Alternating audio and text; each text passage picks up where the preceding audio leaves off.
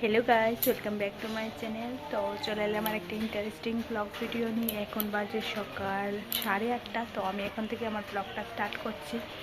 আর সকাল সকাল মনে হচ্ছে যেন সন্ধে হয়ে যাচ্ছে। কেন বলছি তোমরাই দেখো নিজেরা। এখন অন্ধকার করে রেখেছে, দেখো অল্প অল্প বৃষ্টি আসছে, এখনো আসেনি ঠিক করে, কিন্তু প্রচুর অন্ধকার করে রেখেছে।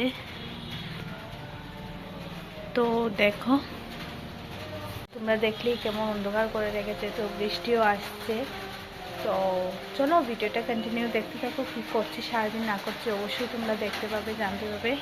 তো কালকের ব্লগটা মানে আজকে আপলোড করে দিয়েছি, যারা যারা দেখুনি এখন পর্যন্ত তা তোমরা দেখে আসো কি।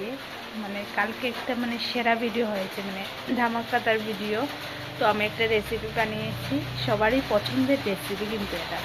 তো তোমরা গিয়ে দেখে আসো রেসিপিটা আর কমেন্ট করো কেমন হয়েছে। তো চলো বাই। তো দেখো, বলতে না বলতেই মুষলধারায় বৃষ্টি শুরু হয়ে গেল। তো একটা দিক দিয়ে বৃষ্টি হয়েছে, ভালো হয়েছে, গাছগুলি অল্প স্বল্প তো জল পাবে। মানে এই কদিন এত মানে গরম দিয়েছে, তো রোদ দিয়েছে, যে গাছগুলি পুরো শুকিয়ে গেছে। গাছগুলির সাথে সাথে আমিও বৃষ্টিটা একটু এনজয় করছিলাম। তো তারপর চলে এলাম রান্নাঘরে, রান্না করব। তো কালকে মাংস আনা হয়েছিল রাতের বেলায়, তো অল্প রান্না হয়েছে আর অল্প আজকে দুপুর বেলায় রান্নাবো। তো এখন আমি মাংসগুলিকে ম্যারিনেশনের জন্য রেখে দেব। তারপর আধ ঘন্টা 1 ঘন্টা পরে তারপর আমি মাংসগুলিকে রান্না করব। তো সকালে কারেন্ট চলে যাওয়ার কথা ছিল আমরা এই দিক দিয়ে। তো তার জন্য আমি সকাল সকাল উঠেই গ্রাইন্ডারে মশলাটা পেস্ট করে নিয়েছি। কি বলো তো, শিলনোড়ায় মশলা তো পেস্ট হয়, কিন্তু আমি না মানে পেঁয়াজগুলি ভালো থেকে শিলনোড়ায় বাটতে পারি না। অন্য মশলা যেমন তেমন, পেঁয়াজটা কেমন পিছলে পিছলে হয়ে যায়। তো তার জন্য আমি তাড়াতাড়ি করে গ্রাইন্ডারে মশলাটা পিষে রেখে দিয়েছিলাম। তো এখন আমি মাংসটাকে ভালো করে ম্যারিনেশন করে 1-2 ঘন্টার জন্য রেখে দেব। তারপর বাকি কাজগুলি সেরে আমি রান্না বান্নার জন্য চলে আসব। তো আমি মানে স্ট্যান্ড সবসময় ইউজ করি না, তো যার জন্য আমার ক্যামেরাটা কেমন করে রাখতে হয়েছে, এক হাতে ধরে ক্যামেরাটা করতে হয়েছে। তো যাকে যাক, আমি এখন মাংসটাকে ম্যারিনেশন করে 1 ঘন্টার জন্য ঢাকা দিয়ে দেব। তো দেখো, বলতে না বলতে 1-2 ঘন্টা চলে গেল। তো আমি এখন রান্না বান্না বসিয়ে দিয়েছি। আর হ্যাঁ, এটা হলো মিষ্টি কুমড়োর বিচি। তোমরা কে কে খাও বলো তো? এগুলির বিচি দিয়ে তরকারি করে খেতে খুব টেস্টি হয়, পুরো পনিরের মতন লাগে। তো তোমরা কে কে খাও কমেন্টে জানিও। গুড ইভিনিং বন্ধুরা। তো এখন যাব ঘুরতে, ঘুরতে নয় বাজার করতে যাব, তার জন্য রেডি হয়ে গেছি। তো চলো কি কি বাজার করি দেখবে তোমরা। এটা পয়লা বৈশাখ উপলক্ষেও বাজারটা করে নেবো একসাথে।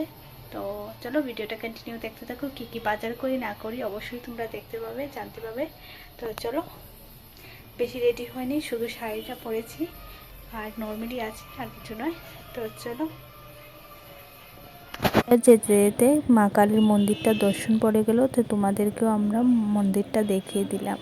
তো চলো হাঁটা যাক। আর চারিদিকে তো অনেক বাজার নিয়ে বসেছে, কারণ যেহেতু বৈশাখ মাসের প্রথম মানে পয়লা বৈশাখ, তার জন্য অনেক বাজার উঠেছে, কিন্তু অনেক দাম সবজি। তো দেখা যাক কী কিনি না কিনি, তোমাদেরকে অবশ্যই বলবো।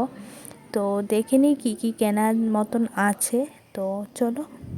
এদিকে তো শুধু সবজি আর সবজি, কী কিনবো না কিনবো ভেবে পাচ্ছি না। তো তারপর ওকে বললাম তুমি আলু কটা নাও বেছে।